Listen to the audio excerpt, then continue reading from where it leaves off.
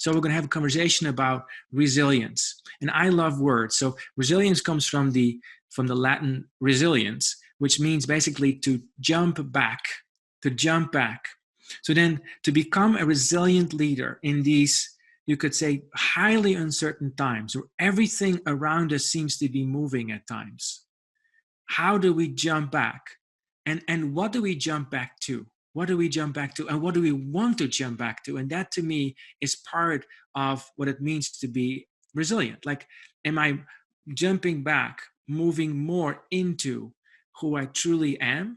Or am I letting myself spin out of control, spin out? In other words, there's a question that I can ask myself, which is, what do I jump back to when I'm under stress? And stress is quite prevalent. It's always prevalent in society. I read in the Washington Times a couple of days ago that 50% of the people in the US are facing mental health issues at the moment. 50%. So there's a lot of stress, and stress is also contagious. So what do we jump back to? By the way, that statistic evoked in me a lot of compassion for myself and others. Like, no wonder that emotions might go, that you might have, that might go up and down. It might go up and down in this time. So what I'd like you to do is to start testing this chat window for a moment. And what I'd like you to do is, in the chat window, write 2 emotions that you've had over the last few days. 2 emotions that you've had over the last few days that you really noticed. What I'd like you to do is write in the chat window 2 emotions that you've had in the last few days. I see calm and panic, sadness, excitement, grief and joy, frustration, joy, fear, gratitude, anxiousness, resignation, frustration, joy, overwhelm, regret, nervous, happiness. Yes, all of these things, right? All of these things are happening.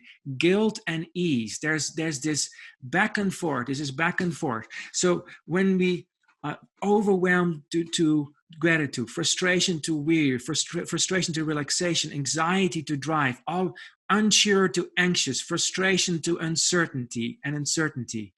It's like a poem of all these energies that are coming through us. Isn't it? Anxious and grateful. All of these energies are moving through. And I invite you to keep reading what comes through the chat window, like a ticker. It's like an emotional group ticker. Gratitude and fatigue, acceptance and stress. I've heard lots of people saying that they feel sometimes very energized and sometimes really stressed. Our nervous systems and we as human beings are really, you could say, being tested.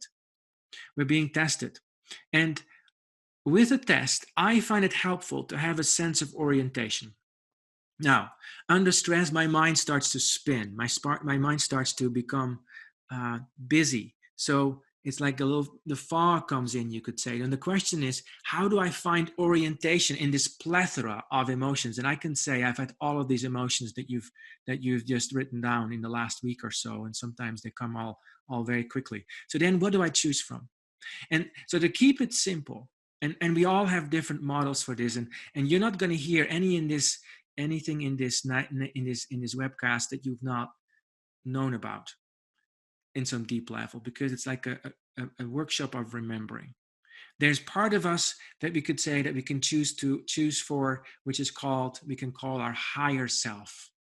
It has to do with being in our heart, being centered, coming from our wisdom. In neuroscience, it has to do with the prefrontal cortices, our thinking mind, our logic, our reasoning, calmness, a focus, a joy, a sense of spaciousness.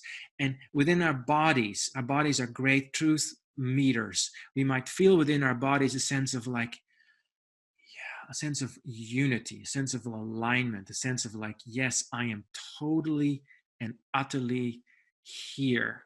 I feel confident. I feel in balance. Now, to keep this simple, one metaphor that we use is we call higher self also our owl. Just our owl, the wisdom of the owl, the creature that works and lives at night and is able to sense many things, is able to fly above things and able to focus. That's the creature we use, not because it's the creature, just maybe a metaphor that we find helpful. And then on the other side, there's also my mind that wants to spin out of control. And we call that our crocodile, to associate it with the reptilian part of our brain. The reptilian part that is there primarily to help us survive. And we can be so deeply grateful for that, because we wouldn't be here without it, right? Because every time we're almost hit by a car in traffic and we just veer back, it's our reactive nervous system that says, no, don't do that. Come back here. Come back here. Come do that. Come back. Yes, yes. It's like our 24/7 radar, you could say. That's the beautiful thing about the reactive self. However, there's also a limiting part to our reactive self, which is it is so quick, works so hard, that it's very imprecise.